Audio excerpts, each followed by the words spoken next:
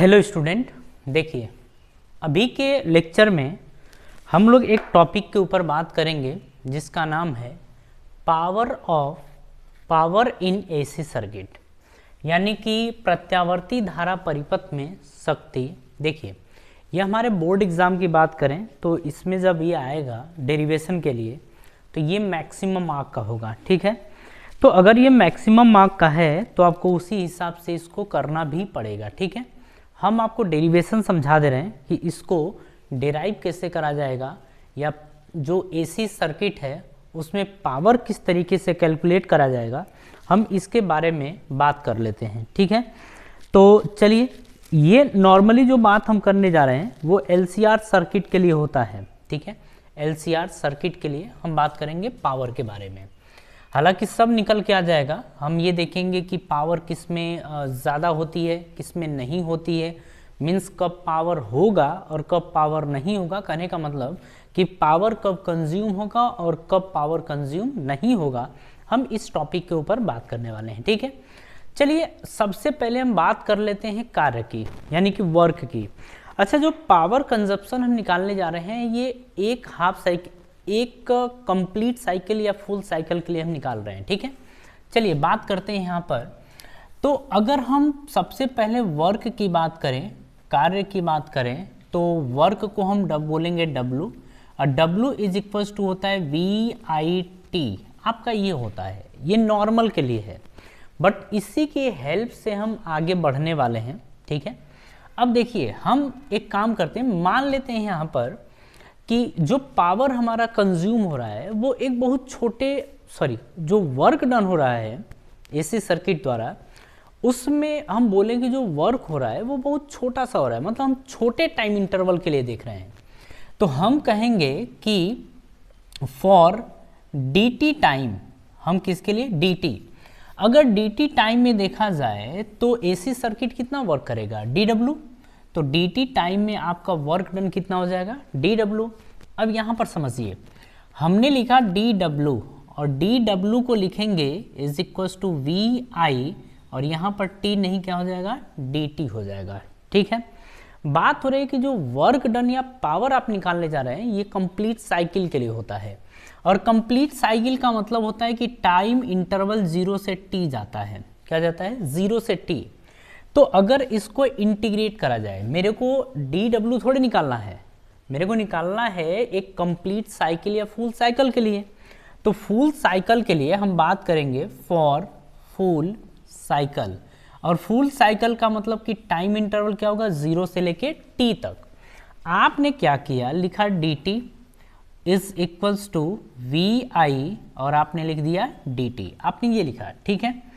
अब देखिए आपने बोला कि मैंने टाइम 0 दिया था तो वर्क डन कितना था 0, यानी कि 0 टाइम पर वर्क कितना करेगा एसी सर्किट 0।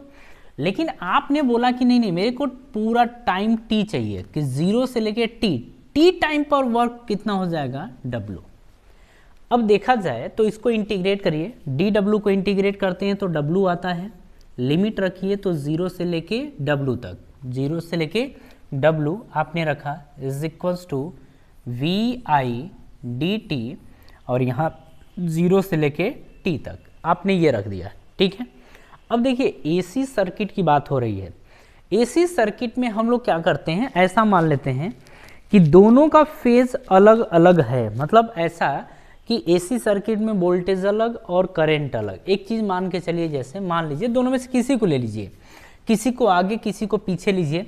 तो जैसे अगर मान लीजिए कि मैंने मान लिया करंट को I is equals to I naught sine omega t, मैंने अगर ये माना तो मैं बोल रहा हूँ यहाँ पर कि मैं वोल्टेज, फिर वोल्टेज क्या होगा, तो V equals to V naught sine omega t plus phi, आपको ये लेना पड़ेगा, ठीक है। आप ये लेंगे, करंट को लेंगे I equals to I naught sine omega t, voltage को लेंगे V equals to V naught sine omega t plus phi, आप ये ले लेंगे, ठीक है। अब आगे की कहानी जरा सुनिए, उठा के इसको इसमें रखिए। आप रखेंगे W फिर -0, तो आपने रखा W -0 इज इक्वल्स टू, क्योंकि upper limit minus lower limit आपने ये रखा, ये वैल्यूज यहाँ पुट करिए। V की जगह क्या पुट करेंगे आप, तो v की जगह आपने पुट किया v naught sine omega t plus phi, आपने ये रख दिया। अगर करंट की बात करें तो आप रखेंगे I की जगह I naught sine omega T और टाइम इंटरवल टाइम क्या है यहाँ पर dt, आपने ये रख दिया। मतलब सेम वैल्यू आपने उठा के यहाँ पर पुट कर दी है, ठीक है। अब आगे आते हैं, यहाँ पर थोड़ी सी एक ऐसी मैथ है जिसको हमें पहले सॉल्व करना पड़ेगा। हम यहीं पर रोकते हैं थोड़ी देर के लिए तनी सौरी आगे बढ़ लेते हैं। आपने v नॉट और i नॉट की बात करी तो v नॉट i नॉट आपका कांस्टेंट होगा, इसको आप बाहर निकाल लीजिए। v नॉट और i नॉट ये पीक वैल्यू है, ये कांस्टेंट रहेगी, ये बाहर आ जाएगा। अंदर आपका बचता है sine omega t plus phi, यहाँ पर ये बनेगा। फिर आपने देखा साइन ओमेगा टी और ये आपने ले लिया dt, आपने ये लिया है, ठीक है। एक काम करते हैं, ये आपका जो पोर्शन है ना इसको पहले सॉल्व कर लीजिए, ये ज़्यादा बेटर रहेगा, है ना। तो हम लोग क्या करते हैं, इसको रफली, इसको अभी हम इरेज कर देंगे, हम रफली इसको सॉल्व कर रहे हैं। पहले यहाँ पर रोकिए और इसको पहले सॉल्व करिए। जस्ट लाइक आपने बोला sine omega t plus phi, आपने बोला साइन ओमेगा टी, आपने ये बोला। अब देखिए साइन ए प्लस बी का फॉर्मूला क्या होता है, साइन ए कॉस बी, कॉस प्लस में कॉस से साइन बी, ये होता है। आपको फॉर्मूला याद होगा, साइन आप लिखेंगे, देखिए ओमेगा टी, ए की जगह क्या है ओमेगा टी, बी की जगह क्या है फाई, आप लिखेंगे sine omega T cos phi, बीच में क्या है प्लस, तो प्लस आप लिखेंगे कॉस ओमेगा टी, आपने लिखा cos omega t sine phi, आपने ये लिखा, ऐसे आपने कर दिया, क्योंकि इसको आप ब्रैकेट में रख दीजिए। बाहर क्या आपको देख रहे हैं, साइन ओमेगा टी आप बाहर देख रहे हैं, ठीक है। अब जरा इसका मल्टीप्लाई ना आप बारी बारी से करिए। साइन ओमेगा टी का साइन ओमेगा टी में मल्टीप्लाई करेंगे तो आएगा sine square omega T cos phi, आपका ये बन गया। मतलब साइन ओमेगा टी का मल्टीप्लाई करेंगे साइन ओमेगा टी में तो sine square omega T cos phi, plus में आप इसका मल्टीप्लाई करिए तो आएगा sine omega T cos omega t, ये आ जाएगा साइन फाई। आपने क्या किया, साइन ओमेगा टी का इसमें भी मल्टीप्लाई कर दिया और इसमें भी मल्टीप्लाई कर दिया, ये आपकी वैल्यू आ गई, ठीक है। अब चलिए एक काम करते हैं, कॉस इसको ऐसे ही रहने दीजिए, साइन स्क्वायर ओमेगा टी रहने दीजिए, कॉस फाई रहने दीजिए, प्लस में एक काम करते हैं, देखिए एक फॉर्मूला होता है साइन 2 थीटा का, साइन 2 थीटा बराबर होता है 2 साइन थीटा कॉस थीटा, आपका ये फॉर्मूला होता है। तो ये जो आप देख रहे हैं ना sign omega T cos omega T, इसको एक बनाइए, इसका इंटीग्रेशन करने में मतलब दिक्कत होगी अपने को, ठीक है ना, इसीलिए इसको एक बनाइए। कुल मिला के अगर साइन थीटा, जैसे आपने ले लिया ओमेगा टी, आपने यहाँ अगर ओमेगा टी लिया तो थीटा की जगह जस्ट क्या पुट करेंगे आप ओमेगा टी, यहाँ पर भी थीटा की जगह क्या पुट करेंगे ओमेगा टी, आपने ये पुट किया तो 2 sine omega T cos omega t आपने रख दिया। इसका मतलब अगर आगे 2 रहे तो काम हो जाए, अगर आगे 2 रहे तो ये बना देंगे।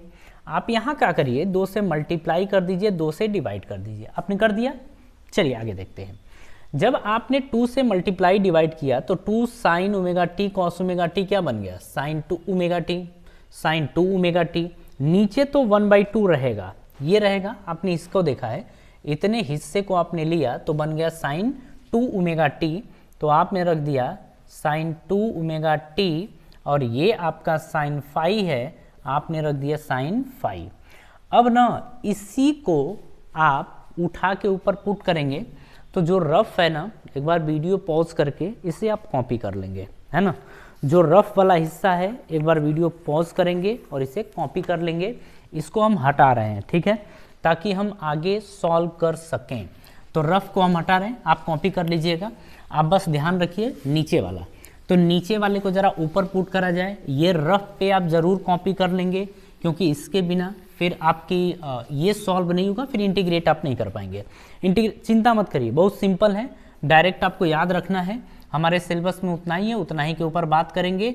इंटीग्रेशन सीखना हो तो आप मैथ वाले सर से सीख सकते हैं, ठीक है। चलिए आते हैं यहाँ पर, इतनी जगह की जगह आप ये पुट करेंगे तो एक काम करिए, ब्रैकेट लगाइए, sine square omega T cos phi plus में 1/2 sine 2 omega t sine phi, तो आपने यहाँ रख दिया साइन फाई, आपने ये रखा, ठीक है। यहाँ रख दिया आपने डी टी, ये रखा। ज़रा ना डी टी का मल्टीप्लाई करिए इसमें और इसमें, एक बार करते हैं ना, देखते हैं। आप लिखेंगे यहाँ पर वी नॉट आई नॉट, यहाँ पर आप देखिए, अच्छा लिमिट क्या थी यहाँ पर, 0 से t ना, तो लिमिट आप लगा लीजिए सब में, 0 से t, आप ये लगाएंगे। यहाँ पर भी 0 से t आपने लिमिट लगाया। अब इसको इससे dt इंटीग्रेशन को अलग अलग कर दीजिए। तो जब आप अलग करेंगे तो कैसे अलग करेंगे वो ज़रा देख लीजिए। आप यहाँ ब्रैकेट लगाइए, ठीक है। आप पहले वाले हिस्से को, इतने हिस्से को पहले इंटीग्रेट करिए। आपने लिखा sine square omega T cos phi, आपने ये लिखा। बाद में आपने देखा dt, तो आपने ये रख दिया। 0 से t आपने लगाया, बीच में आपका क्या आता है, प्लस, ये आता है। आप लिखेंगे इसके बाद, जैसे अलग अलग इंटीग्रेट करेंगे ना, तो प्लस से तो बीच में प्लस लगा दीजिए। 0 से लेके t, आप देख रहे हैं हम बड़ा ब्रैकेट लगाए हैं, ठीक है ना। अब आगे देखिए, आप लिखेंगे 1/2, तो 1/2 तो आप बाहर खींच दीजिए, कोई दिक्कत नहीं है। अंदर बचा है आपके sine 2 omega t sine phi, और आपने देखा dt, यहाँ ब्रैकेट लगा दीजिए। अब नीचे वाले हिस्से को हम हटा देते हैं, ठीक है ना। चलिए आगे जरा देखिए, थोड़ा सा है, मतलब उसको एकदम से, अरे 5 नंबर ऐसे ही थोड़े ले लोगे आप। आपने लिखा वी नॉट आई नॉट, आपने ये लिखा। एक काम करिए, कॉस फाई, फाई जो होता है ना वो फेज होता है, इनिशियल फेज, और ये गिवन होगा, कुछ भी हो सकता है, π/3, π/2, 2π/3, मतलब कुछ भी हो सकता है। कुल मिला के ये हिस्सा कांस्टेंट है, तो कांस्टेंट कहाँ जाता है, बाहर। आपने ले लिया कॉस फाई, कांस्टेंट है, बाहर आ गया। अंदर 0 से t, आपने लिखा साइन स्क्वायर ओमेगा टी, आपने इतने को ये लिखा। आगे dt है तो आपने लिखा dt, बीच में प्लस है तो प्लस लिखा। साइन फाई भी कांस्टेंट है, उसको बाहर खींचिए। 1/2 साइन फाई, आपने ये लिखा। अंदर साइन 2 ओमेगा टी dt, और ये 0 से लेके t तक आपने ये बना दिया। एक काम करिए, हम यहाँ पर कुछ चीज़ आपको बता रहे हैं, जिसको आप लोगों को डायरेक्टली याद रखना है, ठीक है। याद क्या डायरेक्टली रखना है, इस वाले का इंटीग्रेशन क्या होगा और इसका डायरेक्ट इंटीग्रेशन क्या होगा इस टाइम इंटरवल पर 0 से t पर, तो हम उसको इंटीग्रेट करके आपको डायरेक्ट दे देते हैं, आप डायरेक्ट याद करिएगा, ठीक है। Sign square omega t dt, limit आपकी लगी हुई है 0 से t। जब इसको आप इंटीग्रेट करेंगे तो फाइनल आंसर आएगा t/2। आपको डायरेक्ट ये ध्यान रखना है, 1-2 बार कर लेंगे ना तो एग्जाम में आपको याद रहेगा, ठीक है। बायो वाले भी होंगे तब भी याद हो जाएगा आपको। ये आपका आ गया। इस वाले हिस्से को ना हम direct sine 2 omega t dt, आप ये रखिए, 0 से लेके t, इसका जो इंटीग्रेशन आता है ना वो 0 आता है। तो जो इसका इंटीग्रेशन होता है वो 0 होता है, तो डायरेक्टली 0 से मल्टीप्लाई करेंगे तो इतना जो हिस्सा है ये पूरा का पूरा आपका 0 बन गया। बात समझ में आ रही है। इधर का हिस्सा आप लोग पहले कॉपी कर लीजिएगा, बीच में वीडियो रोक के पहले एक बार देख लीजिएगा, फिर वीडियो पॉज करके भगा भगा के आप कॉपी करते चले जाइएगा, ठीक है। चलिए आगे की बात कर लेते हैं हम यहाँ पर कि आपने इतनी वैल्यू तो 0 कर दी, मेरा बचा हुआ केवल ये हिस्सा है, उसमें भी इसकी वैल्यू t/2 है। अब देखिए आपने लिखा w इज इक्वल टू, ये क्या है आपका w है ना, अरे ये w 0 घटाएंगे तो क्या बनेगा, w ही बनेगा ना। आपने w बना दिया, ये थोड़े ये तरफ है, मतलब आप इसको साइड में कर लेंगे, दिखा देंगे, एग्जामिनर को ये जरूर दिखाना है आपको, ध्यान रखिएगा। चलिए आगे की बात कर लेते हैं हम लोग। आप लिखेंगे v नॉट आई नॉट, ठीक है, इंटू t/2, ये cos फाई आपका रहेगा, तो cos फाई, और इनटू इतने के प्लेस पे आप क्या पुट करने वाले हैं, t/2 आप ये पुट करेंगे, ठीक है। t/2 आपने पुट कर लिया, ये आपका निकल के आया है वर्क डन। क्या निकल के आया है, वर्क डन आपका निकल के आया है। लेकिन अगर एवरेज पावर की बात करते हैं, आपको ये थोड़े निकालना था, आपको निकालना था एवरेज पावर, औसत शक्ति जिसको बोलते हैं, आपको ये निकालना था। तो आप लिखेंगे P average is equals to W/T, आप ये लिखेंगे। W की वैल्यू देखिए V0I0 cos phi into T/2, और नीचे आपका क्या रहा है T से T आपका कैंसल हो गया।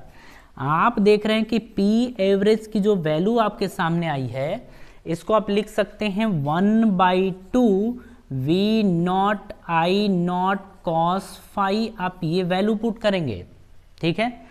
तो P एवरेज की वैल्यू ये आपकी आ गई है। अभी हम सब कुछ बता रहे हैं आपको।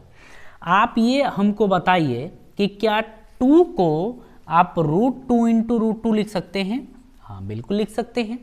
आप क्या करिए, 2 को इन दोनों को दे दीजिए, लिखेंगे V0/√2 इंटू I0/√2, और ये आपका आ गया cos phi। आपको एक चीज पता है, V0/√2 क्या होता है, ये होता है VRMS। आप लिखेंगे VRMS, ये भी क्या है आपका IRMS, और ये आपका रहा cos phi, और ये आ गया आपका P एवरेज, यानी कि एवरेज पावर, औसत शक्ति, ये आपका आ गया है, ठीक है। ये आपका क्या आ गया है, एवरेज पावर, ठीक है। तो ये चीज़ है, यहाँ तक आप कॉपी करिए। इसके आगे हम बता रहे हैं कि यहाँ पर आपका cos phi क्या है, हम इसको हटा रहे हैं, ठीक है। इसको हटा रहे हैं, आप cos phi एक बार देख लीजिए कि cos phi है क्या। तो P एवरेज देखिए, हम फाइनली ना पहुंच चुके हैं, हमको यही निकालना था। बट जब भी एग्जामिनर आपसे ये पूछेगा ना, तो आप क्या करेंगे कि उसको सब कुछ लिख के देंगे, आप हल्के में नहीं कर सकते। जब आपको हम समझा रहे हैं ना, आप इसको एक बार समझ लीजिए, उसके बाद आप अपनी बुक से या जो भी आपके पास सीरीज हो, उस सीरीज से इसको देख लीजिएगा कि लिखना कैसे होता है, राइट कैसे करना होता है, ये आपको पता होना चाहिए, ठीक है। हम आपको चीज़ें समझा देते कि हाँ इस तरीके से होगा, बट जब डेटा की बात आती है, एग्जाम में लिखना हो, तो आपको प्रॉपर डेटा लिखना पड़ता है, ठीक है।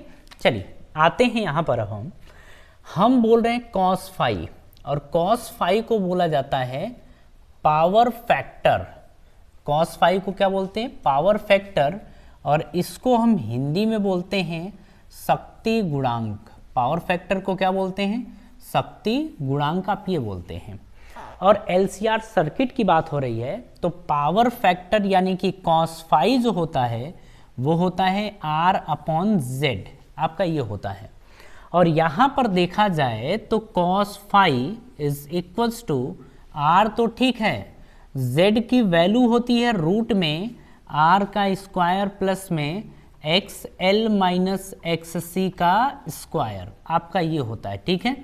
तो जब भी पावर फैक्टर की बात करेगा तो आप वहां पर ये बोलने वाले हैं, ठीक है।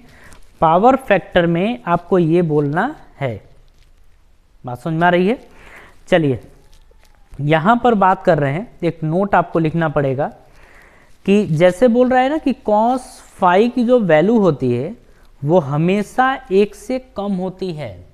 हमेशा किससे होगी, 1 से कम होती है। किसकी वैल्यू की बात कर रहे हैं, cos phi की, ठीक है।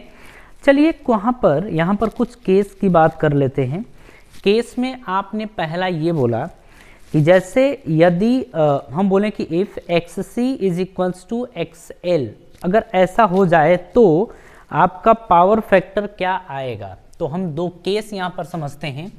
केस फर्स्ट में हम ये बोल दें, यहीं पर पावर फैक्टर की हम बात कर रहे हैं cos phi की, हमने बोला यहाँ पर कि मान लीजिए कि XL और XC आपस में बराबर हो जाए, तो आप खुद यहाँ पर देख के बताइए कि अगर तुम दोनों लोग आपस में बराबर हो गए तो तुम्हारी तो वैल्यू 0 हो जाएगी ना।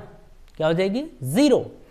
तो आपने बोला कि दोनों आपस में बराबर हैं, तो cos phi is equals to R/√2 root में r का स्क्वायर प्लस 0 का स्क्वायर, क्योंकि xl में से xc घटाएंगे तो दोनों अगर बराबर हैं तो दोनों क्या आ जाएंगे 0 के बराबर। दोनों किसके बराबर आएंगे 0 के बराबर। बात समझ में आ रही है। तो यहां पर आप बोलेंगे कि cos फाई की जो वैल्यू आएगी वो r अपॉन r यानी कि r अपॉन r यानी कि 1 आ जाएगी। उस टाइम अपने को मैक्सिमम पावर मिलेगा। यानी हम बोलेंगे यहां पर कि P एवरेज बराबर वहां देखिए दिया है V RMS cos फाई है और cos फाई की वैल्यू कितनी है 1, तो हम बोलेंगे P एवरेज की जो वैल्यू आएगी वो V RMS के बराबर होगी। और यहां पर आपसे बोलता है कि ये जो आपका पावर कंज्यूम हो रहा है ये आपका मैक्सिमम है, तो हम बोलेंगे कि ये क्या है मैक्सिमम पावर। आपके सामने ये है, ठीक है। तो ये चीज़ फिलहाल ध्यान रखिएगा, यहाँ पर कोई दिक्कत ऐसी नहीं है। दूसरी चीज़, दूसरा केस हम लोग ये देख लेते हैं। फर्स्ट केस में ये था, मान लीजिए कि रेजिस्टेंस हो ही ना। एलसीआर सर्किट में आपने देखा कि एक बार L और C दोनों बराबर हैं। L का मतलब क्या है, L का मतलब आप बोलेंगे कि रिएक्टेंस है, सॉरी इंडक्टेंस, और C का मतलब कैपेसिटेंस। तो अगर दोनों आपस में बराबर हो जाएं तो उस केस में क्या होगा आपको ये देखने को मिलेगा, कुल मिला के पावर फैक्टर मिलेगा। पावर फैक्टर कब नहीं मिलेगा जरा उसकी बात कर लेते हैं।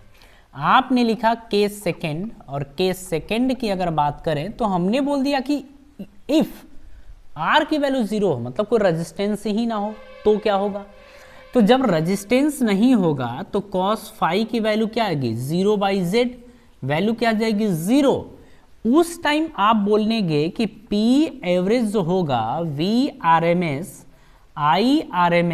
और यहां पर आपने लिखा cos फाई, और cos फाई की वैल्यू क्या हो गई 0, यानी कि P एवरेज की जो वैल्यू आएगी वो क्या आ जाएगी 0। कुल मिला के मतलब ये है कि अगर सर्किट के अंदर LCR सर्किट में अगर पावर ना हो, अगर रेजिस्टेंस ना हो तो कोई भी पावर कंज्यूम नहीं होता है। किसी पावर यहाँ पे जो शक्ति होती है ना वो क्षय नहीं होती है, ये बात आप ध्यान रखेंगे। कुल मिला के ये portion is very very important, 5 marks का ये है, तो इससे आप अच्छे तरीके से ध्यान रखिएगा।